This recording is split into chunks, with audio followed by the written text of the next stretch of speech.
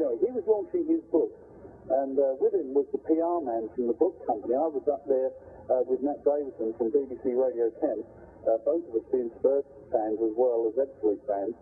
And the PR guy for the book publisher, he's an AFC Wimbledon fan, and he said it's going to be a really strange game for them, because since AFC Wimbledon has been formed, they have played the role of the underdog.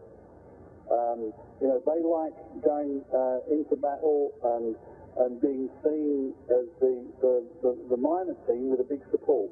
But tomorrow, they know they're going into the game as the favourite, and they're kind of uncomfortable about that. And I think they're really hoping that the Fleet are going to, you know, just turn up and roll over, because they're a little bit worried about it. Wow. Well, yeah, I mean, I doubt that's going to happen. Not with Liam, not with the players, not, you know, I don't know what it's like in the Fleet locker room. But well, the AFC Wimbledon manager, Terry Brown, last week they had a reversal. They lost to Darlington in the league, and he said Darlington came here and they parked a bus in front of their goal to basically defend it and block it. And he expects Ipswich to do the same. I think he could get quite a surprise. Yeah, I agree. And or maybe he was using reverse psychology. Who knows? Football managers are a strange breed. Yeah, but my one fear about this game, and I just thought about it today, is the crowd. It's going to be a big crowd, 3,000-4,000 people. Yeah, around 4,000. Yeah, and I'm just wondering if that's going to have an effect on the Fleet players, not having played together in front of a big crowd. I think. Well, I think the word you used there is the key one, together. Most of these players have played in front of big crowds. I mean, Paul Lorraine played for Wimbledon themselves, so did Derek Duncan. Callum Willett, you know, he's played league football in front of far bigger crowds than that. You know, Preston Edwards played for Millwall. You know, Clint Easton, he played for Wickham and Gillingham. You know, there's plenty of experience in that side, and they've played in front of some decent crowds themselves. So I don't think they'll be overawed by that, but I think there's a lot of evidence to suggest that the Fleet play better, the better the opposition. And I think tomorrow is going to be a case in point where they're going to give Wimbledon a good game on a kind of equal footing. Yeah, I believe it. I mean, I believe it, or if not, you know, Liam is going to be on them. Yeah. Wow. I mean, I really think that, you know, in terms of the crowd, I think it's going to be something that is going to be a buzz for our players, because, you know, at home, you know, we're holding up 800 plus at Stonebridge Road. You know, our gates are pretty good. I think that's because of the intelligent pricing that we adopted this year, and the fact that we're, as a team, you know, we're generally performing well. But, you know, when we go away from home, you know, like Boreham Wood, 235 people, you know, there's not a lot of atmosphere, and there wasn't at St Albans. So I think our players are really going to enjoy playing in front of a big crowd, and there'll be an awful lot of people there from Ipswich too. That's true, and I hope so. I hope so. Let's see. Well, I mean, I think that's about it for for Wimbledon. I mean, there's not much to say except to play it. The game is going to be broadcast in the U.S. Tape delay. It's going to go on at 6 o'clock at night. So are you going to watch that? I'm taping it. Yeah. Oh, I probably. I don't know if I'll be able to hear the updates. I mean, I'll be in and out of the house, but I will. It's definitely set to tape, so I'm looking forward to it. Not just in the US, we understand it's going to be shown around the world on ESPN, but outside of the UK. Okay, well, here it's going to be on Fox Soccer Channel. So, yeah, I'm looking forward to it. And, of course, in England, the game will be covered by ITV because they're following the Fleet now, having beaten Cray Wanderers. And you kind of get the feeling that ITV are hoping that the story picks up with AFC Wimbledon, because that's a fairy story of the club coming back from the ashes. But hey, let's give them a surprise. But the highlights will be on ITV when they show the draw for the second round, which I believe is on Sunday. Okay, well, that's good to know. Well, shall we move to Tuesday's game against Welling? And let me just, so that, that's going to be a tough game. And, yeah, that's right, Tuesday, and it's going to be at home. Yes, indeed. The game has kind of crept up on us, because lots of other things have been going on, like the FA Cup, the draw for the FA Trophy, where we're going to be playing Bromley again. And the Welling game has always been on the calendar, and now it's coming round. And while we've been playing other fixtures, Welling, they had points deducted, yet they're still up there in the player places. And Jamie Day, the young manager, he's put together a tremendous side that's playing extremely well. And, people such as Lewis Cumbers, he signed from Gillingham. He was once on loan at Ebbsfleet. They've got a unit that they could be the surprise packet this season.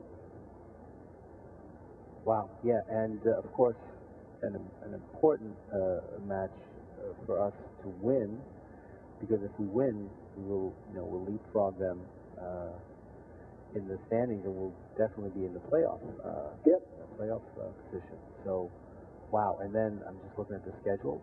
We've got Maidenhead next Saturday, then Hampton and Borough twice in 2 weeks, Bromley, and then if there's a replay of the FA Cup, that'll be squeezed in there. So, wow, a lot of games, and there's a Kent Senior Cup tie against Maidstone to play, and we've also got the rearranged game against Eastleigh, which is a home game. I think that's been penciled in for December because we should have been playing them tomorrow, but that's been pushed back.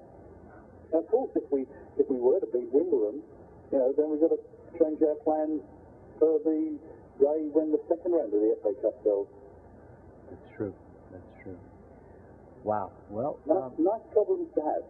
Yeah, and just something that you had said earlier, and about the Fleet doing just enough to win. There's something I remember from last year's disastrous season and the games, and I heard you broadcasting was one of the games, probably 30 minutes in, the game was tied, and then the opposition goes to another gear, scores a goal, somebody makes a mistake, and game is over. And so that was happening time and time again.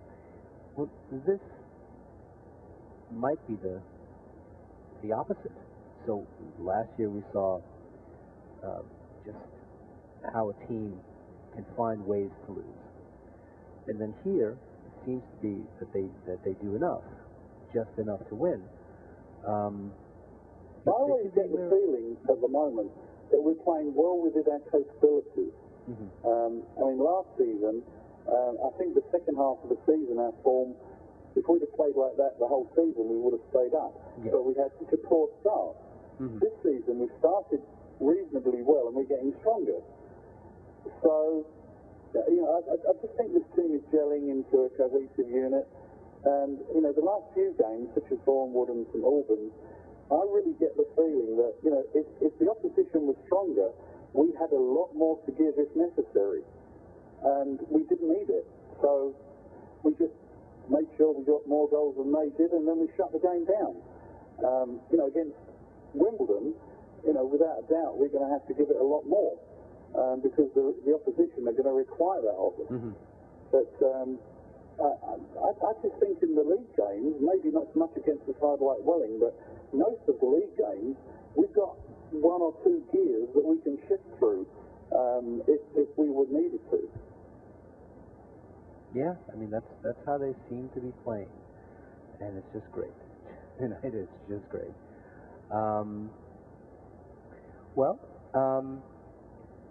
Shall we talk about a Fleet player of the past? Well, I was thinking about that today, and something that I wanted to put that on the back burner this week, because something dawned on me, because I wasn't thinking about a Fleet player of the past, But I was thinking about a fleet manager of the past, and that was a guy called Tony Sitford, who was, he was one of the most important figures in fleet history, and he was a great player. He scored the winning goal when we played Carlisle in the FA Cup in the 1962, and he was a real hero because that goal put us through to a tie against Sunderland that we lost after a replay. But he then went on to become a manager with the fleet. He also played for Dartford, believe it or not, and as a manager, he was our longest-serving manager, holding the position, I think, for something like 6 years. And it got me thinking. So he was a great figure from the past, and he's still seen around these parts. He still lives locally, and was guest of honour, in fact, when we played Carlisle in the league a couple of seasons ago. But it got me thinking. Come February, Liam Daish has been manager for 6 years. I believe it's 6 years. And I think we've got to start to think about looking at Liam as the club's longest-serving manager. And we're going to need to get the record books out to check Tony Sitford's record, and then compare. I'm talking about the duration, right. And look at how long Liam's been in the job. And it could be that we'll be marking the milestone of Liam becoming the club's longest-serving manager early in the new year. And I think that's something that everybody at the club should join in celebrating. And maybe there's some way we can mark that with, I don't know, maybe a presentation or something like that. But it's something that I think we need to get our statistics to back us up on what the dates are. But it's something that's not far away now. Wow, okay. Because it's a milestone that's kind of crept up on us. Mm-hmm. For all the turbulence around the club over the last few seasons, it's amazing that the constant throughout all of this, there are two. One is the fans that were there at the beginning, and they're going to be there all the way through. And the other is the manager. Because many managers, I think, would have baffled under the pressure and the exposure to public scrutiny, but Liam just sailed on through it. Wow, yes, that's true. Wow, well, I don't have anything else to add. It's just going to be an exciting week again at the Fleet. Well, we've said it so many times so far this season, but after the travails of last year, it's great this season that every game we go in believing we can compete and hoping to come out with a win, and we do that at AFC Wimbledon. And I wouldn't be at all surprised if we came away with a draw and we had a replay at Stonebridge Road. I could even see it going to penalties and extra time and the Fleet winning under the floodlights. Wow. Wouldn't that be great? That would be great. I think we'd better leave it on that note. All right. Okay, speak to you next week. As always, a pleasure. I'll talk to you. Take care. Bye. Bye. Well, that's all I have for you today. I'm working on interviewing somebody from the ladies team and from the youth team, so stay tuned. Remember the websites: myfootballclub.co.uk, ebbsfleetunited.co.uk, on Facebook at facebook.com/myfootballclub, and on Twitter at twitter.com/myfootballclub. Until next time, this is your humble narrator signing off. Up the Fleet.